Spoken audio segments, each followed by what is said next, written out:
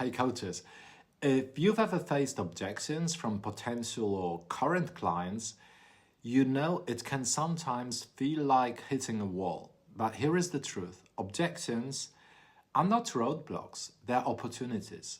They're moments where you can build trust, clarify misunderstandings, and demonstrate your value. Today, I'm going to walk you through a practical, step-by-step process to handle client objections confidently and effectively. A set of proven strategies you can implement right now to grow your coaching business. Listen fully. When a client raises an objection, your first move is simple but vital. Listen fully. Don't interrupt. Don't defend right away. Instead, give them space to express exactly what's on their mind. Often, clients just want to feel heard. That alone can diffuse resistance and open the door to a productive conversation. Pay attention not just to their words, but to their tone, body language, and hesitations. For example, if a client says, "I'm not sure I can afford this," and pauses or looks away, that silence or hesitation signals underlying concerns, maybe fears of financial strain or doubt about their own worth. When you notice that, resist the urge to jump in. Instead say, "I hear you. Can you tell me more about what's holding you back?" Or, "It sounds like cost is a concern. Let's talk about what that means for you." Asking clarifying questions shows you care and helps you uncover the real issue. Remember, their objection isn't just about the words they are saying, it's about deeper fears, doubts, or misconceptions. Your job is to create a safe space, listen actively, and get to the root of the concern. Always keep your body language open. Face them directly, nod, maintain eye contact. Stay calm, confident, and focused on understanding. When they feel truly heard, objections become opportunities to build trust and move closer to yes. Acknowledge their feelings. Once your client shares their concerns, the next critical step is validation. This isn't about immediately agreeing or disagreeing, it's about showing respect for their feelings. Validation helps lower resistance and builds trust, making them more open to working through their doubts. For example, if a client says, "I don't think I can afford this right now," you respond with, "I understand why that's a concern. Money can be tight, and it's smart to think carefully about investments." Here, you acknowledge their feeling without dismissing it. You show empathy, not defensiveness. Another example, suppose a client hesitates and says, "I'm worried I won't have enough time to commit." Instead of brushing it off, say, "That's a common concern. Finding time is tough when life is busy, and I appreciate your honesty." This statement recognizes their reality and shows appreciation for their openness. Remember, validation doesn't mean you are saying they are right. It's about respecting their feelings and creating a safe space. Say things like, "I see what you mean. That's a valid point. I appreciate you sharing that with me." When clients feel they are truly heard and their concerns are understood, they become more receptive. Validation bridges the gap between skepticism and openness, making it easier for them to explore solutions and move toward positive change. In coaching, your goal is to build trust. Validating objections is a powerful way to do that. It turns resistance into curiosity and hesitation into trust. Clarify the root cause. Once a client shares an objection, don't accept it at face value. Instead, clarify the real issue. Objections are often layered. What they say first might only be a surface concern. Your goal is to dig deeper with specific questions. For example, if they say, "I don't have time," ask, "Can you tell me more about what's making it hard to find time?" This encourages them to explore their true doubts. Or if they mention cost, ask, "What do you think is the biggest hurdle about this investment?"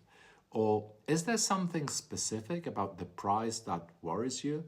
Sometimes the underlying fear isn't about money or time. It's about self-doubt, fear of failure, or uncertainty about change. Asking questions like, what makes you hesitant about taking this step? Or what would make you feel more comfortable moving forward helps uncover hidden fears. Be genuinely curious, listen actively. When they respond, pay close attention to their words, tone, and hesitation. Are they worried about disappointing themselves, afraid of change, or maybe feeling unworthy? Your job is to identify whether the obstacle is financial, confidence-related, logistical, or emotional. Once you understand the true concern, you can address it directly and help your client move past their doubts with clarity and confidence. Address and problem solve. Once you've clarified the real concern, it's time to address it head on. Your goal is to give your client concrete solutions and reassurance, showing them that their worry can be managed and that your coaching provides real tangible value. Let's say their concern is price. They might say, it's too expensive. Instead of dismissing it, acknowledge their concern and relate it to the transformation they want. For example, I hear you, that's an investment, but think about the results you are seeking. The change you desire could profoundly impact your life, productivity, or confidence. Many of my clients who have made this investment report improvements that far outweigh the initial cost. This isn't just a fee, it's a catalyst for your future. If time is their issue, they might say, I don't have enough time. You respond with reassurance and practical solutions. I understand time is tight. That's why I create flexible plans tailored to your schedule. Many clients start with just 15 minutes a day or one focus session per week. Small steps add up, and I'll support you every step of the way. Suppose their hesitation is about fear of failure or self-doubt. You can say, that's common and it's part of growth. I've worked with clients just like you who initially doubted their ability but gradually built confidence through their coaching journey. The key is taking that first step, and I'll be with you every step of the way to support and collaborate and celebrate your progress. Use specific examples or success stories to reinforce your point. For instance, one client I worked with faced similar concerns about time and cost, but after starting with small changes, she achieved massive results in just a few months. More energy, clear focus, and a new outlook on her life. The goal is to reassure your client that their concern can be addressed practically. Show them you understand their pain points and have real solutions. When they see you as someone who can solve problems, they'll trust your services more deeply, and that trust makes the difference between maybe and yes. Restate benefits with focus on outcomes. Once you've addressed and resolved your client's objection, it's crucial to reinforce the real benefits of working with you.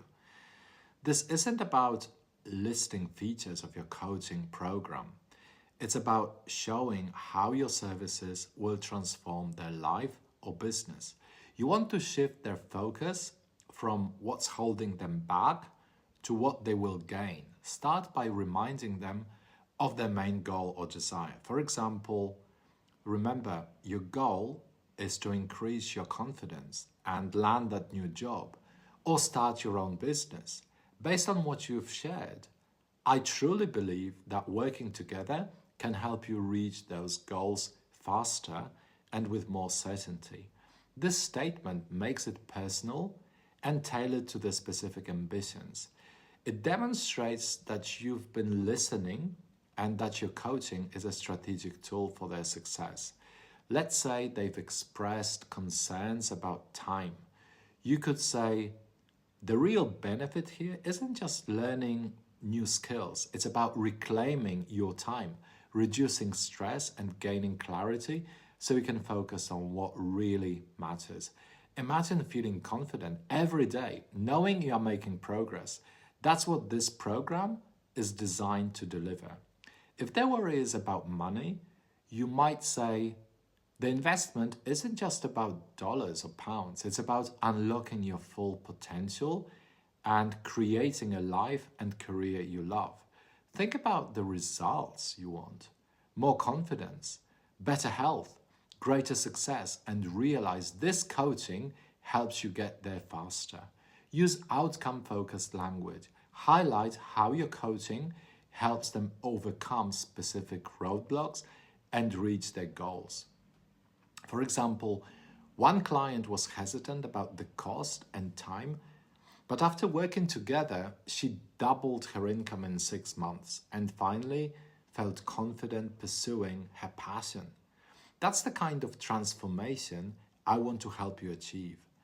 Remember, people buy results, not programs. When you shift the conversation from features to outcomes and benefits, they begin to see themselves achieving their dreams. They start visualizing success, which makes it easier for them to say yes. In the end, your job is to paint a clear picture of what's possible, their happiness, confidence, success, and remind them that you are the partner who can make it happen. Give them space and avoid pushiness. Once you've listened, validated, clarified, and spoken to their concerns, it's crucial to respect their decision-making process. Most objections stem from genuine fears: fear of making the wrong choice, losing control, or stepping outside their comfort zone. Pushing too hard can backfire, making them feel pressured and resistant. Your job is to show confidence and understanding, not desperation. When they hesitate or need more time, simply say, take all the time you need to think it over. I'm here if you have any questions or want to discuss anything further. This kind of statement is powerful because it respects their pace and gives them control over the decision. Show confidence in your offering without sounding desperate. Opens the door for the future conversations rather than closing them prematurely. For example, if a client says, I need to think about it, respond with absolutely. I understand. Making a decision like this isn't easy, so take some time. Remember, I'm here whenever you are ready. And if you have any questions in the meantime, just reach out. Or if they seem unsure but don't explicitly ask for time, say, there is no rush. Think it over and let me know if you'd like to set up a follow-up chat. I want you to feel confident in your choice. By giving space, you are demonstrating respect, confidence, and professionalism. You are letting them feel in control rather than pressured, something that builds trust and credibility. Remember, not every client will say yes immediately, and that's okay. Some need time to mentally and emotionally process. When you give them that space, you keep the door open for future engagement and maintain a positive relationship, which could lead to a yes down the road. In summary, never pressure a client into a quick decision. Instead, trust their process, reinforce your confidence in your offer, and be available when they are ready. That's how you build trust and long-term success. If you want to truly succeed as a coach, remember, objections are just opportunities in disguise. Listen, validate, clarify, solve, and then focus on the transformational benefits. You'll turn hesitation into genuine commitments. Respect their space, stay confident, and trust the process. Building trust isn't about quick sales. It's about creating lasting relationships that grow over time. That's how you build a coaching business that thrives. If you found this video helpful, make sure to hit the subscribe button and turn on notifications so you never miss a coaching tip that can elevate your business to the next level. Leave a comment below with your questions or experiences. I'd love to hear how you handle client objections. Remember, success is a journey of continuous learning and action. Stay committed, stay authentic, and your ideal clients will find their way to you. Let's grow your coaching empire together. See you in the next video.